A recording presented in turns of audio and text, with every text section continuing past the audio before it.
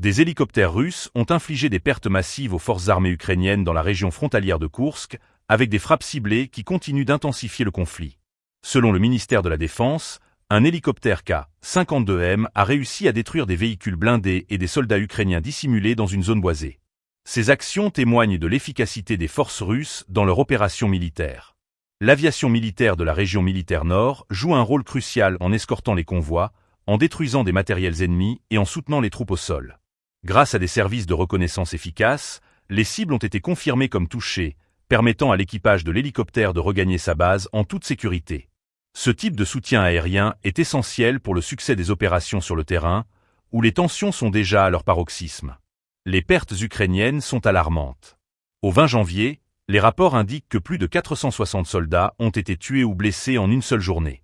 En plus des pertes humaines, les forces ukrainiennes ont subi la destruction de 4 chars, 4 véhicules de combat d'infanterie, ainsi qu'un véhicule blindé de transport de troupes.